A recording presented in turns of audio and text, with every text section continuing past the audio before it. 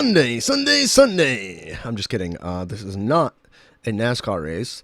This is a video about what I think is the most exciting and like awesome thing happening in Go, right? So what I think is really cool is this upcoming showdown between two styles, and a lot of people have or a few people have talked about it. But I don't think necessarily that there are two styles, right? I think that's dumbing it down. I might have described it that way before, but it's really like a spectrum. So everything first of all, intellectually, I believe everything is pretty much a spectrum. Very few things do I believe are binary, one or zero, black or white, whatever. And on this spectrum, it's a spectrum of utility usage is a great way of looking at it, right? So I think there's a difference between you can't have one without having the other, actually, whether it's utility or positioning as well, at least not at the same time. But utility, whether you have it, you only get it once, so it doesn't really matter. So but there's some teams that can do a combination of both. So basically you have, let's see if I'm doing this correctly. You have map control teams on one side, teams that are more centered around using their utility for map control, right? And then on another side, you could say that you have people who are more willing to use their utility for set executes and don't necessarily try to use their utility to take parts of the map. So I like to think of it as in probably a percentage between terms of execution-based teams and map control-based teams. I think this is actually, I was thinking about the terms that I'd like to use, and I used some terms that I wasn't very comfortable with linguistically, and I think the best way of going about describing these teams would be describing the differences between execution and map control. Okay, so I like to think of Fnatic, for example, Fnatic as like the primary map control team, and it's always been interesting to me because ever since I read this interview by Lurpus, who's just fantastic, interviewing Happy, in saying that he thought EnVyUs was more of the middle way, and I thought, oh, that's interesting because I see you guys taking map control very often. I don't see that execution-based style out of you a lot. And I would say the same thing for Astralis as well. Astralis, and a lot of the people on Astralis say, oh, or fans of Astralis will say, well, Astralis is actually like the middle, like they're not these scrimmers. The whole concept of scrimmers, I'm not even going to get on with that, and how I think that's just diluted the ideas in people's brains of what good CS actually is. But basically, if we're to look at teams like Luminosity, Navi, and Dignitas, who do have these sick executes and have them at a higher percentage of the time, right? Because I like to talk about percentages, degrees, whatever. So we can't really take a team like Astralis, who, as you see, I kind of put in the middle, but closer to the middle to these map control teams, because they're close. They are close, I would say, but they're not all the way there. And of course, I'm not talking about every single team. If I was, I might include G2 in here. Maybe I should actually. I should go ahead and include G2 in there. So if we're talking about these teams, though, we're really looking at, let's say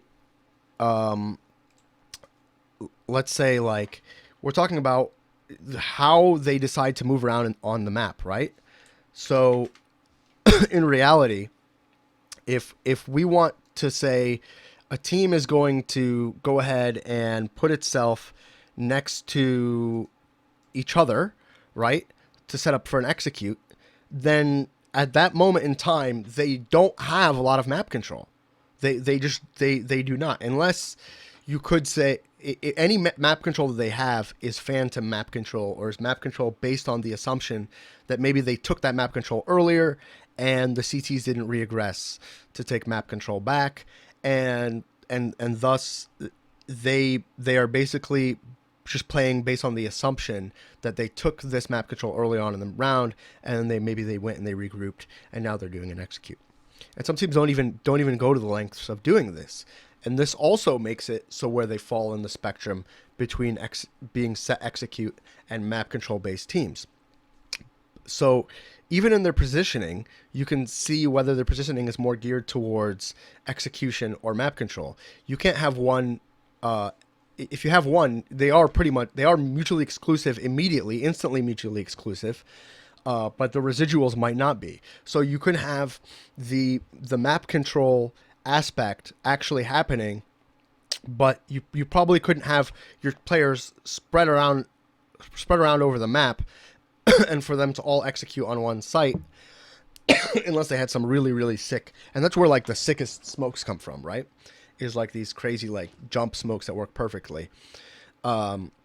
So the team is able to have this spectrum, this identity spectrum, if you will, because you can't necessarily do both unless you're doing map control one round and then another round you're doing execution, which is what happens on all teams. And that's what really really bothers me to a major extent when people talk about teams, is people try to say, okay, so before we may have called this like the loose style of calling, and this is like more of a tight style of calling, and that does exist in terms of like if you have people who are doing these super like these super set executes and whatnot, then yes, you know, you will have like you will have these teams, you will have to direct your players to specifically do specific like this. Okay, we're going to go here, we're going to come back at this time, we're going to throw this smoke exactly, this Molotov exactly, we're going to throw this exactly, this exactly, this exactly. It's all very practiced, and that shows, and people are like, oh, they're so tactical, such great teamwork, yada yada yada. That's demonstrably evident, right? And what kind of bothers me is when people start to get into the way of thinking that these map control teams, like they're just super sick aimers and they're just going to go out there and they're just going to, you know, line up the headshot and kill this guy and just run out there and kill this guy and kill that guy. Okay, there is a lot of skill involved with all these teams, right? And maybe you could say these teams end up having more skill because this loose style, this map control style actually caters to their skill. This style actually makes it so that they're basically playing to their strengths when they do this, okay? So because they can take map control with a limited amount of players and actually win these duels and win battles over that map control there, and then go on to do other things. So these map control teams, what I'd like to really point out is just because teams don't have set executes, first of all, it doesn't mean that they're not tactical, because a lot of it is tactics. And even if, like, for instance, I think it was Flusha who calmed that, like, yeah, we didn't really call strats. We just said, well, they've been playing with each other for a year. They've been playing with each other for a very long time. So they already understand the tactics that they're going to use. They don't necessarily need start round strategy for them to have the amount of synergy and for like their tactics to carry over of what they're going to be doing or how they're going to be doing it necessarily. Because once you play with somebody for long enough, you have the idea of what goals you want to accomplish and what makes sense, and you guys just kind of work together. So working together still happens without somebody ordering you to work together. You can still have teamwork and have team play. And all these teams, every team here actually has team play in spades. If they didn't, they wouldn't be a top team. All these teams here actually have what's that called? Actually have fucking skill in spades. All of them have players that are extremely skilled and extremely proficient, but they also all have team play. And if they didn't, they would be lower in the barrel. That's actually the biggest thing that's missing from NACS is that kind of team play. And hopefully this year, I think we'll be able to see it with some awesome candidates for that. So the second we start talking about team play, I don't want anybody to think that these teams don't have team play. Either one of them, they all have team play. It's really, and they all have team structure. So when you talk about team structure, in my mind, what that means linguistically is that's talking about if everybody knows what they're doing, the team is structured in a way where people understand their roles, and having the right roles on a team. That's really all about structure. That's where structure comes from when we're talking about structure, right? So there's structure, there's tactics, there's team play, there's executes, and they're not all the same. So you can have tactics without having executes. You can have the tactic, a map control tactic. You could have the tactics of like a timing tactic of you hit here and at the exact same time we hit here, or we wait and then we hit here. You know, you hit this side and then I'll hit this side. So tactics can be about flanking. Tactics can be about holding contact is a tactic, for instance, right?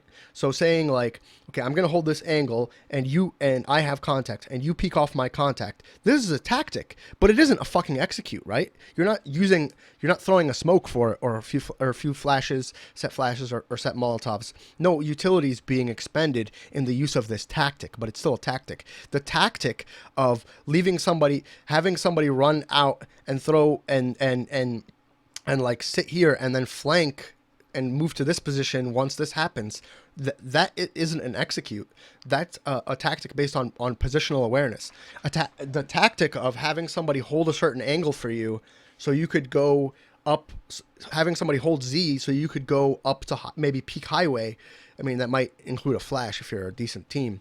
So there is some utility being expended, but you could still see what I mean, that it's still a tactic.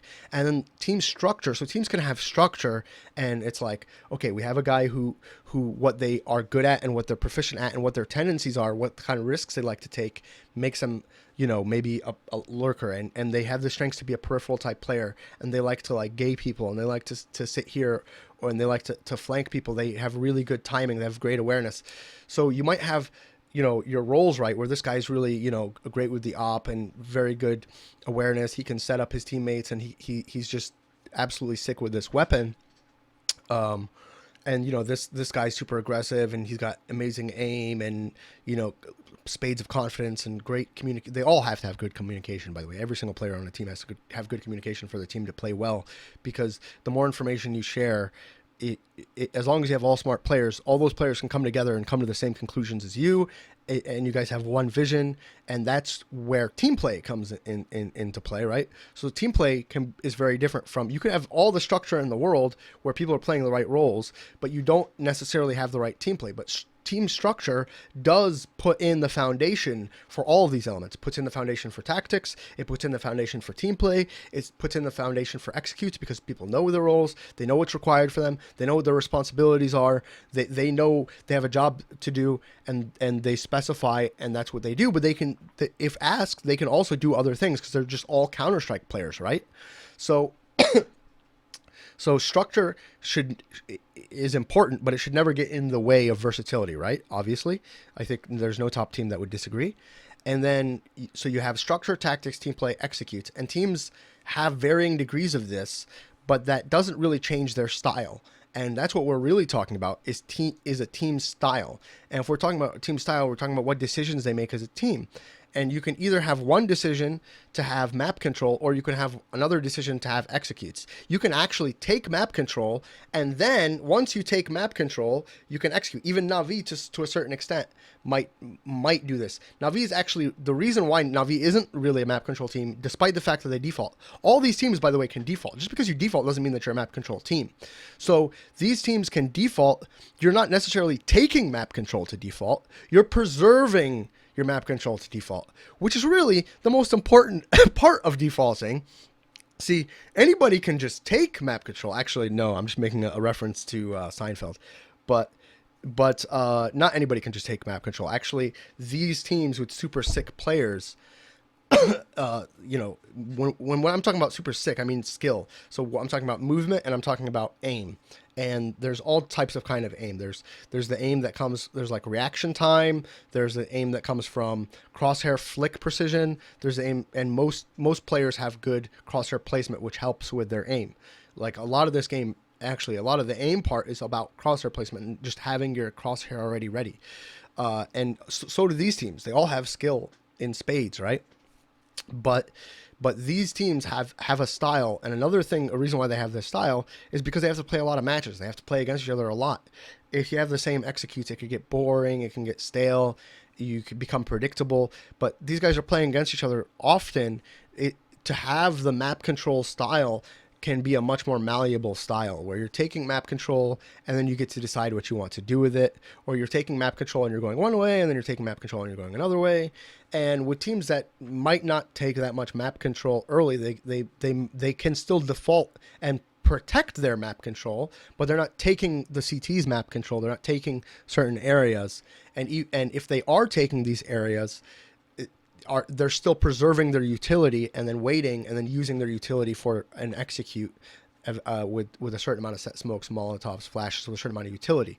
So utility usage, whether you're using your utility through map control or using your utility for executes, is obviously the most important part.